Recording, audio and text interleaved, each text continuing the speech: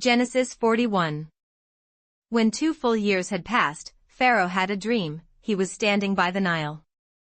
When out of the river there came up 7 cows, sleek and fat, and they grazed among the reeds. After them, 7 other cows, ugly and gaunt, came up out of the Nile and stood beside those on the riverbank. And the cows that were ugly and gaunt ate up the 7 sleek, fat cows. Then Pharaoh woke up. He fell asleep again and had a second dream. 7 ears of corn, healthy and good, were growing on a single stalk. After them, 7 other ears of corn sprouted thin and scorched by the east wind. The thin ears of corn swallowed up the 7 healthy, full ears. Then Pharaoh woke up. It had been a dream. In the morning his mind was troubled, so he sent for all the magicians and wise men of Egypt. Pharaoh told them his dreams, but no one could interpret them for him. Then the chief cupbearer said to Pharaoh, "Today I am reminded of my shortcomings. Pharaoh was once angry with his servants, and he imprisoned me and the chief baker in the house of the captain of the guard. Each of us had a dream the same night, and each dream had a meaning of its own. Now a young Hebrew was there with us, a servant of the captain of the guard. We told him our dreams, and he interpreted them for us, giving each man the interpretation of his dream. And things turned out exactly as he interpreted them to us. I was restored to my position, and the other man was hanged." So Pharaoh sent for Joseph, and he was quickly brought from the dungeon. When he had shaved and changed his clothes, he came before Pharaoh. Pharaoh said to Joseph, "I had a dream, and no one can interpret it. But I have heard it said of you that when you hear a dream you can interpret it." "I cannot do it," Joseph replied to Pharaoh, "but God will give Pharaoh the answer he desires." Then Pharaoh said to Joseph, "In my dream I was standing on the bank of the Nile. When out of the river there came up 7 cows, fat and sleek, and they grazed among the reeds. After them, 7 other cows came up scrawny and very ugly and lean. I had never seen such ugly cows in all the land of Egypt. The lean, ugly cows ate up the 7 fat cows that came up first. But even after they ate them, no one could tell that they had done so. They looked just as ugly as before. Then I woke up. In my dreams I also saw 7 ears of corn, full and good, growing on a single stalk. After them, 7 other ears sprouted withered and thin and scorched by the east wind. The thin ears of corn swallowed up the 7 good ears. I told this to the magicians, but none could explain it to me." Then Joseph said to Pharaoh, "The dreams of Pharaoh are one and the same. God has revealed to Pharaoh what he is about to do. The 7 good cows are 7 years, and the 7 good ears of corn are 7 years. It is one and the same dream. The 7 lean, ugly cows that came up afterwards are 7 years, and so are the 7 worthless ears of corn scorched by the east wind. They are 7 years of famine. It is just as I said to Pharaoh. God has shown Pharaoh what he is about to do. 7 years of great abundance are coming throughout the land of Egypt. But 7 years of famine will follow them. Then all the abundance in Egypt will be forgotten, and the famine will ravage the land. The abundance in the land will not be remembered, because the famine that follows it will be so severe." The reason the dream was given to Pharaoh in 2 forms is that the matter has been firmly decided by God, and God will do it soon. And now let Pharaoh look for a discerning and wise man and put him in charge of the land of Egypt. Let Pharaoh appoint commissioners over the land to take 1/5 of the harvest of Egypt during the 7 years of abundance. They should collect all the food of these good years that are coming and store up the grain under the authority of Pharaoh, to be kept in the cities for food. This food should be held in reserve for the country, to be used during the 7 years of famine that will come upon Egypt, so that the country may not be ruined by the famine." The plan seemed good to Pharaoh and to all his officials. So Pharaoh asked them, "Can we find anyone like this man, one in whom is the Spirit of God?" Then Pharaoh said to Joseph, "Since God has made all this known to you, there is no one so discerning and wise as you. You shall be in charge of my palace, and all my people are to submit to your orders. Only with respect to the throne will I be greater than you." So Pharaoh said to Joseph, "I hereby put you in charge of the whole land of Egypt." Then Pharaoh took his signet ring from his finger and put it on Joseph's finger. He dressed him in robes of fine linen and put a gold chain around his neck. He had him ride in a chariot as his second in command, and men shouted before him, "Make way." Thus he put him in charge of the whole land of Egypt. Then Pharaoh said to Joseph, "I am Pharaoh, but without your word no one will lift hand or foot in all Egypt." Pharaoh gave Joseph the name Zaphanath-Paneah and gave him Asenath daughter of Potipharah, priest of On, to be his wife. And Joseph went throughout the land of Egypt. Joseph was 30 years old when he entered the service of Pharaoh king of Egypt. And Joseph went out from Pharaoh's presence and traveled throughout Egypt. During the 7 years of abundance the land produced plentifully. Joseph collected all the food produced in those 7 years of abundance in Egypt and stored it in the cities. In each city he put the food grown in the fields surrounding it. Joseph stored up huge quantities of grain, like the sand of the sea. It was so much that he stopped keeping records because it was beyond measure. Before the years of famine came, 2 sons were born to Joseph by Asenath daughter of Potipharah, priest of On. Joseph named his firstborn Manasseh and said, "It is because God has made me forget all my trouble and all my father's household." The second son he named Ephraim and said, "It is because God has made me fruitful in the land of my suffering." The 7 years of abundance in Egypt came to an end. And the 7 years of famine began, just as Joseph had said. There was famine in all the other lands, but in the whole land of Egypt there was food. When all Egypt began to feel the famine, the people cried to Pharaoh for food. Then Pharaoh told all the Egyptians, "Go to Joseph and do what he tells you." When the famine had spread over the whole country, Joseph opened the storehouses and sold grain to the Egyptians, for the famine was severe throughout Egypt. And all the countries came to Egypt to buy grain from Joseph, because the famine was severe in all the world. Genesis42. When Jacob learned that there was grain in Egypt, he said to his sons, "Why do you just keep looking at each other?" He continued, "I have heard that there is grain in Egypt. Go down there and buy some for us, so that we may live and not die." Then 10 of Joseph's brothers went down to buy grain from Egypt. But Jacob did not send Benjamin, Joseph's brother, with the others, because he was afraid that harm might come to him. So Israel's sons were among those who went to buy grain, for the famine was in the land of Canaan also. Now Joseph was the governor of the land, the one who sold grain to all its people. So when Joseph's brothers arrived, they bowed down to him with their faces to the ground. As soon as Joseph saw his brothers, he recognized them, but he pretended to be a stranger and spoke harshly to them. "Where do you come from?" he asked. "From the land of Canaan," they replied, "to buy food." Although Joseph recognized his brothers, they did not recognize him. Then he remembered his dreams about them and said to them, "You are spies. You have come to see where our land is unprotected." "No, my lord," they answered. "Your servants have come to buy food. We are all the sons of one man. Your servants are honest men, not spies." "No," he said to them. "You have come to see where our land is unprotected."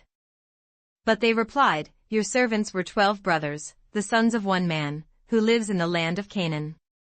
The youngest is now with our father, and one is no more." Joseph said to them, "It is just as I told you, you are spies. And this is how you will be tested. As surely as Pharaoh lives, you will not leave this place unless your youngest brother comes here. Send one of your number to get your brother, the rest of you will be kept in prison, so that your words may be tested to see if you are telling the truth. If you are not, then as surely as Pharaoh lives, you are spies." And he put them all in custody for 3 days. On the 3rd day, Joseph said to them, "Do this and you will live, for I fear God. If you are honest men, let one of your brothers stay here in prison, while the rest of you go and take grain back for your starving households. But you must bring your youngest brother to me, so that your words may be verified and that you may not die." This they proceeded to do. They said to one another, "Surely we are being punished because of our brother. We saw how distressed he was when he pleaded with us for his life, but we would not listen, that's why this distress has come upon us. Reuben replied, "Didn't I tell you not to sin against the boy? But you wouldn't listen. Now we must give an accounting for his blood." They did not realize that Joseph could understand them, since he was using an interpreter. He turned away from them and began to weep, but then turned back and spoke to them again. He had Simeon taken from them and bound before their eyes. Joseph gave orders to fill their bags with grain, to put each man's silver back in his sack, and to give them provisions for their journey. After this was done for them, they loaded their grain on their donkeys and left. At the place where they stopped for the night, one of them opened his sack to get feed for his donkey, and he saw his silver in the mouth of his sack. "My silver has been returned," he said to his brothers. "Here it is in my sack." Their hearts sank and they turned to each other trembling and said, "What is this that God has done to us?" When they came to their father Jacob in the land of Canaan, they told him all that had happened to them. They said, "The man who is lord over the land spoke harshly to us and treated us as though we were spying on the land. But we said to him, 'We are honest men, we are not spies.' We were 12 brothers, sons of one father. One is no more, and the youngest is now with our father in Canaan." Then the man who is lord over the land said to us, "This is how I will know whether you are honest men. Leave one of your brothers here with me, and take food for your starving households and go. But bring your youngest brother to me, so I will know that you are not spies but honest men. Then I will give your brother back to you, and you can trade in the land." As they were emptying their sacks, there in each man's sack was his pouch of silver. When they and their father saw the money pouches, they were frightened. Their father Jacob said to them, "You have deprived me of my children. Joseph is no more and Simeon is no more, and now you want to take Benjamin. Everything is against me." Then Reuben said to his father, "You may put both of my sons to death if I do not bring him back to you. Entrust him to my care, and I will bring him back." But Jacob said, "My son will not go down there with you. His brother is dead and he is the only one left. If harm comes to him on the journey you are taking, you will bring my gray head down to the grave in sorrow." Mark 13. As he was leaving the temple, one of his disciples said to him, "Look, teacher. What massive stones! What magnificent buildings! Do you see all these great buildings?" replied Jesus. "Not one stone here will be left on another, every one will be thrown down." As Jesus was sitting on the Mount of Olives opposite the temple, Peter, James, John, and Andrew asked him privately, "Tell us, when will these things happen? And what will be the sign that they are all about to be fulfilled?" Jesus said to them, "Watch out that no one deceives you. Many will come in my name, claiming, 'I am he,' and will deceive many. When you hear of wars and rumors of wars, do not be alarmed. Such things must happen, but the end is still to come. Nation will rise against nation, and kingdom against kingdom. There will be earthquakes in various places, and famines. These are the beginning of birth pains. You must be on your guard. You will be handed over to the local councils and flogged in the synagogues. On account of me you will stand before governors and kings as witnesses to them. And the gospel must first be preached to all nations. Whenever you are arrested and brought to trial, do not worry beforehand about what to say. Just say whatever is given you at the time, for it is not you speaking, but the Holy Spirit. Brother will betray brother to death, and a father his child. Children will rebel against their parents and have them put to death. All men will hate you because of me, but he who stands firm to the end will be saved. When you see the abomination that causes desolation standing where it does not belong, let the reader understand. Then let those who are in Judea flee to the mountains. Let no one on the roof of his house go down or enter the house to take anything out. Let no one in the field go back to get his cloak. How dreadful it will be in those days for pregnant women and nursing mothers. Pray that this will not take place in winter. Because those will be days of distress unequaled from the beginning, when God created the world, until now and never to be equaled again. If the Lord had not cut short those days, no one would survive. But for the sake of the elect, whom he has chosen, he has shortened them. At that time if anyone says to you, "Look, "Here is the Christ," or "Look, there he is," do not believe it. For false Christs and false prophets will appear and perform signs and miracles to deceive the elect if that were possible. So be on your guard. I have told you everything ahead of time. But in those days, following that distress, the sun will be darkened, and the moon will not give its light. The stars will fall from the sky, and the heavenly bodies will be shaken. At that time men will see the Son of Man coming in clouds with great power and glory. And he will send his angels and gather his elect from the four winds, from the ends of the earth to the ends of the heavens. Now learn this lesson from the fig tree: as soon as its twigs get tender and its leaves come out, you know that summer is near. Even so, when you see these things happening, you know that it is near, right at the door. I tell you the truth, this generation will certainly not pass away until all these things have happened. Heaven and earth will pass away, but my words will never pass away. No one knows about that day or hour, not even the angels in heaven, nor the Son, but only the Father. Be on guard. Be alert. You do not know when that time will come. It's like a man going away. He leaves his house and puts his servants in charge, each with his assigned task, and tells the one at the door to keep watch. Therefore keep watch, because you do not know when the owner of the house will come back, whether in the evening, or at midnight, or when the cock crows, or at dawn. If he comes suddenly, do not let him find you sleeping. What I say to you, I say to everyone: watch. Psalms 21. For the director of music. A psalm of David. O Lord, the king rejoices in your strength. How great is his joy in the victories you give. You have granted him the desire of his heart and have not withheld the request of his lips. Selah. You welcomed him with rich blessings and placed a crown of pure gold on his head. He asked you for life, and you gave it to him length of days, forever and ever.